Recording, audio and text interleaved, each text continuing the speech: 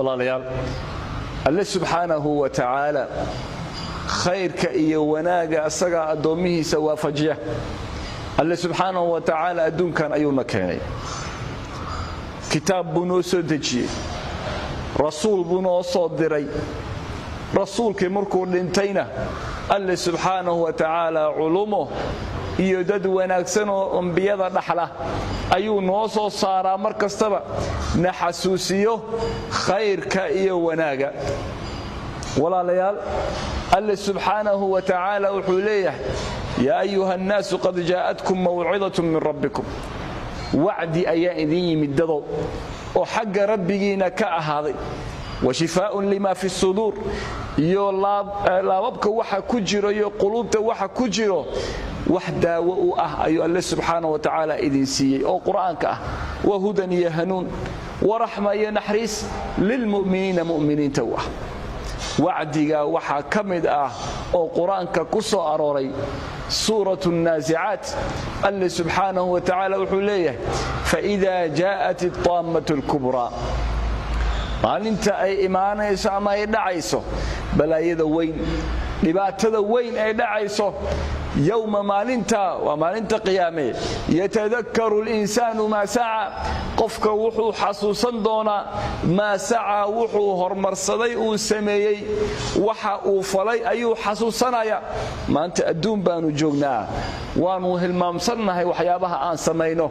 haddaad dembi ku dhacdo waad hilmaamaysaa, haddaad been sheegto waad hilmaamaysaa, haddaad dulmi ku dhacdo waad hilmaamaysaa, haddaad qof xamato waad hilmaamaysaa, dunuubta aad samayso dhan waa hilmaamaysaa. maalin kastaba weji cusub ayaad la kulmaysaa, wejigaa cusub unbaa hor ula soconaysaa, dib usuma fiirinaysid. war waxa anigu falay adduunkan baa la ikeenay, adduunkan la ikeenay, ma camal wanaagsan baan la imid mise camal xun baan la imid? miisaan maadan saarin oo isma miisaamin, laakiin maalinta qiyaamo yatadakkaru linsaanu maa saca, qofku wuxuu xasuusan waxa uu sameeyey, waxba hilmaami maysid. waburisat aljaxiimu liman yara, وبرزت الجحيم لمن يرى، maalinta yatadakkaru الإنسان maa saca, jahannamana waxaa loo muujiyey oo loo soo bandhigay liman yaraa, qofka arkay. dadkoo dhan waa arki doonaan, qof kastoo naga mid ah, wain minkum ilaa waariduha kaana calىa rabbika xatman maqdiya. maalintaa qof kastaba jahannama waa kormari doonaa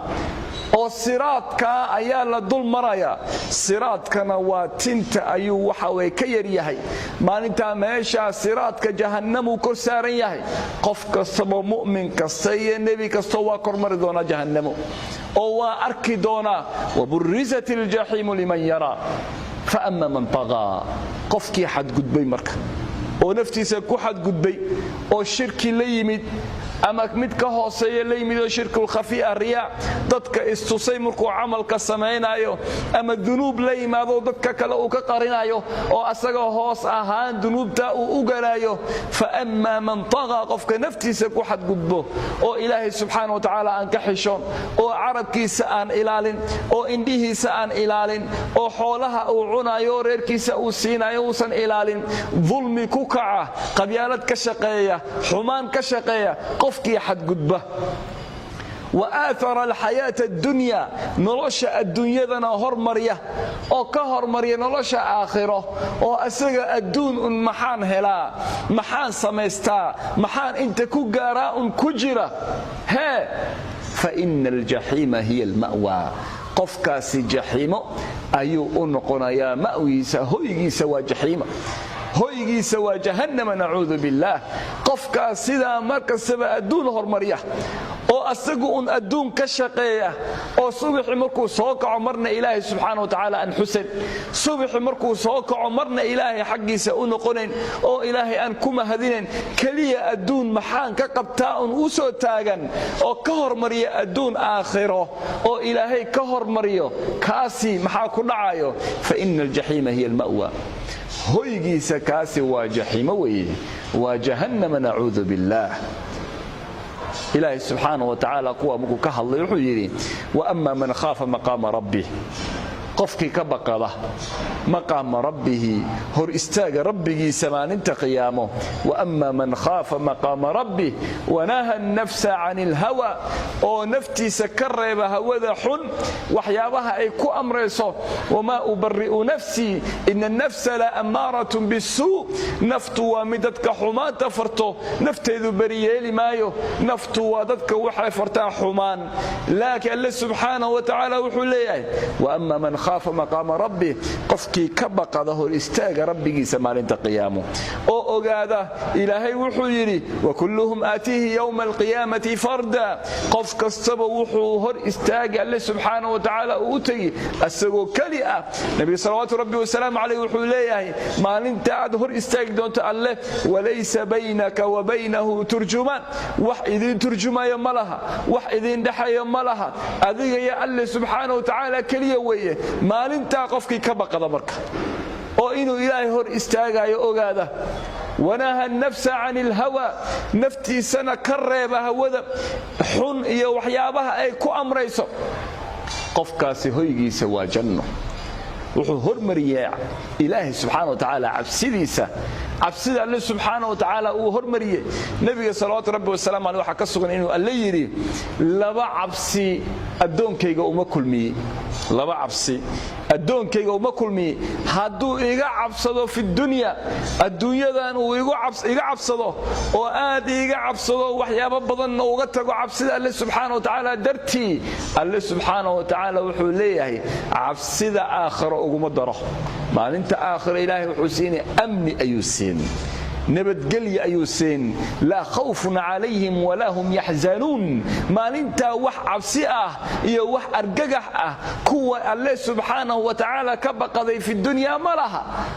amni ayay ku sugayiin ama qofka adduunyadan Allah subhanahu wa ta'ala ka baqanin oo amni iskaga sugnaada oo wuxuu rabo iska sameeya oo makriga Allah subhanahu wa ta'ala ka kaaftoomo oo yiraahdo anigu amni ba iskaga jira ilaahay xooluu siiyay caafimaad buu siiyay ubad buu siiyay wanaag buu siiyay qofka yiraahdo intaas ay u filan maalinta qiyaamo qofka cabsi ayaa u tahay haddii amni inta uu ku helo cabsina xagga waa jirtaaye ogow ilaahay subhanahu wa ta'ala aan ka baqano walaalayaal maalinta waa maalin dadku ay xasuusan doonaan wax kasta oo dhacay wa amma man khafa maqama rabbih ونهى النفس عن الهوى قفكي كبقضي الله سبحانه وتعالى مقام كيسا نفتنا كربي هودا فإن الجنة هي المأوى هويجيس قفكاسي وجنة تتكو ولا ولا قيبض إله سبحانه وتعالى وحن كبرينا قيبت الدنب إنه نقدقه كوا ما أنت جنة الله سبحانه وتعالى وكورا بالدونه kuwa maalinta khayrka ku sugnaan doono oo Allah subhanahu wa ta'ala uu soo dhaweyn doono oo la khawfun alayhim wala hum yahzanun kuwa tariiqa Allah subhanahu wa ta'ala ku toosnaaday Allah subhanahu wa ta'ala hanaga dhigo adduunkan iyo fidnadiisa iyo shahawaadkiisa iyo shubahaadkiisa Allah subhanahu wa ta'ala hanaga ilaaliyo qof kastaba ha is xisaabiyo inta aan la xisaabin waqti baad haysataa maanta bari ma haysatid yawma la yanfa'u malun wala banun illa man ata Allah biqalbin salim maalinta مالنا كما أنفعايو عرونا كما أنفع ميسو إلا قف الله سبحانه وتعالى قلبي ونكسن أوسيي أقول ما تسمعون وأستغفر الله لي ولكم إنه الغفور الرحيم